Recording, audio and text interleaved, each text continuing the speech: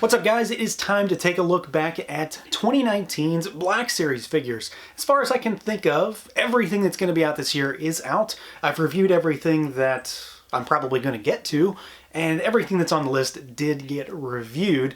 And it's been kind of a weird year for Black Series. A lot of stuff did not come out at the beginning of the year, and then kind of slowly built up, and then they just started hitting us non-stop with figures. Force Friday, all of the exclusives, all of that stuff, and of course, you know, we've got a new movie, and we've got the greatest Star Wars thing ever in The Mandalorian, which is just hammering us with awesome figures.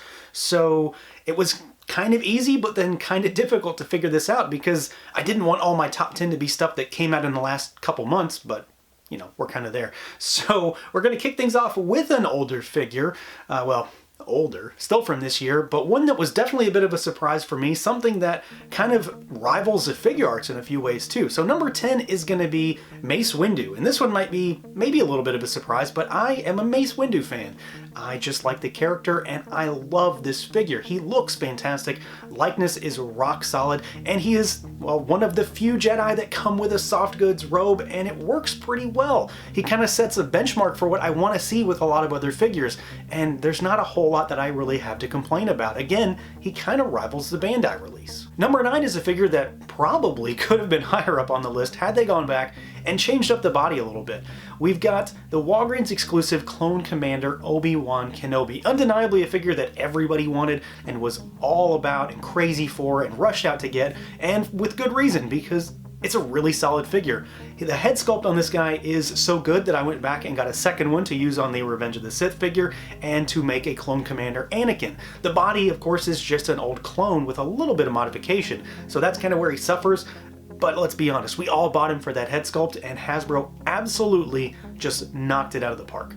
Number 8 is a figure that I honestly wasn't sure was going to appear on the list, but the more I thought about it, the more I realized that for me and my interests and everything that entails, I just couldn't not put him on there. So number 8 is the SDCC exclusive Kenner style Boba Fett. It's Boba Fett, so you've got me right there. It comes on a beautiful card back, and I'm a sucker for those, and I love the idea behind this one. It's not 100% vintage Kenner, but it's really, really close, and just everything about it is exactly the kind of thing that I like to see in a con exclusive.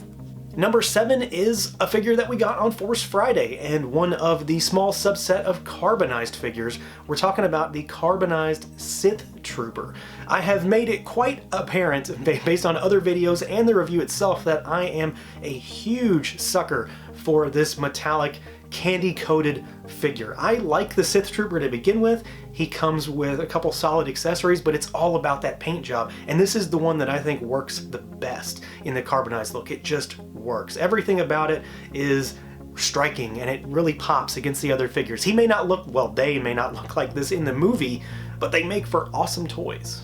Number 6 is a character, a figure that I don't think anybody knew what we were going to get out of it, and of course we're talking about a Mandalorian character, Cara Dune. This is probably, the more I think about it, probably the best female figure in the line. There is just so much goodness packed into this figure, from the articulation to the weapons to the base sculpt. Everything about this figure is just incredibly well done. It's another one of those instances where they have really gone above and beyond to make a Mando character into an amazing figure, probably better than anyone expected it to be. Number 5 is another figure that's kind of old, not too old, but it's not one of the more recent figures, and it's one that I kind of knew from the beginning that I was going to really enjoy it, but when I got it in hand, I was just blown away by it. Number 5 is the Han Solo Mud Trooper figure. So you can use this as a Han Solo as a Mud Trooper, or you can just use it as a generic Mud Trooper. This thing has an amazing sculpt. The design of the Trooper in general is just a winner for me, and the face underneath that helmet is rock solid. It's got a great likeness. Everything about this figure is just something that ticks off a box that makes me like it more and more. Number 4 is a figure that I think it's something that we all wanted from the original figure, and well, I say I think when I mean I know it's what we wanted from the original figure. Number 4 is the Amazon exclusive Emperor Palpatine. Let's be honest, this is the figure that we wanted way back when we got that original figure. The throne is fantastic, the lightning hands are amazing, the likeness on that face printing is top notch, and the changes that they did to the underlying figure just elevate it to something so much better. It is, in every way, the figure we should have gotten years ago. Number 3 is one that I think everybody loves, and it's likely going to be near the top on everybody's list. He was going to be my number 1, but at the end of the day, I had to drop him down just a little bit, but he could probably fill that number 1 spot too. So number 3 is the Heavy Infantry Mandalorian. Let's be honest here. This is a figure that everybody that collects Black Series has just been head over heels over. Everything about him is top notch. The gun, the beefiness, the size, the paint job, the design in general, just how awesome he is in the show. It makes for an amazing figure. There is literally no reason to not have this figure unless, for some crazy reason, you just don't like Mandalorians.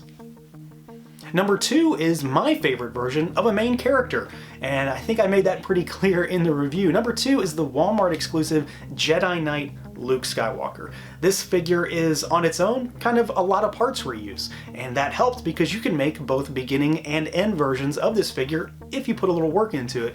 But at a base level, it's an amazing figure. He comes with a fairly decent soft goods cloak for a Black Series figure, one of the better ones in the line, but it's all about the head sculpt. It's all about the new head sculpt, the new face printing. It is by far the best Mark Hamill likeness we have gotten in this line. As far as I'm concerned, it is the best Luke Skywalker that we've gotten in this line, and it will be hard to top the next time they give us another Luke.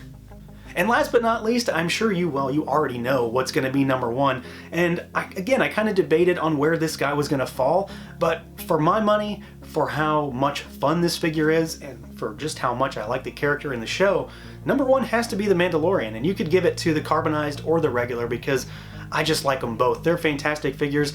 I really like the carbonized look on that figure, but the standard figure is also fantastic. Of course, he may not be screen accurate anymore, but I can't argue the fact that this is an awesome figure with a tremendous sculpt, a great amount of paint detail, and he's got, well, what is arguably my favorite Mandalorian style gun of all time, finally in Black Series. There's just nothing that I would really change about this figure outside of maybe giving him a soft goods cloak or cape, but it's definitely the must-have figure for the entire line for the year. People are paying $150 for that first edition figure. If that tells you anything, it's clearly the one to get. So yeah, that is my top 10 list for the year. This one, again, was kind of easy, but kind of difficult because I didn't want to have everything all at the end of the year, but hey, that's the figures they gave us. So yeah, when it comes down to it, they have hit us really, really hard with stuff since Force Friday, and a lot of it has just been tremendous. So I'm really looking forward to what's coming next year. It's going to be hard to beat some of these figures. I hope we get a Beskar Mandalorian, stuff like that. Bring me more stuff from that show, and I will be a happy camper. So that's it, guys. Let me know what you guys think of my list. Let me know what your lists are, what your favorite Black Series figures have been this year, and I'll catch you next time.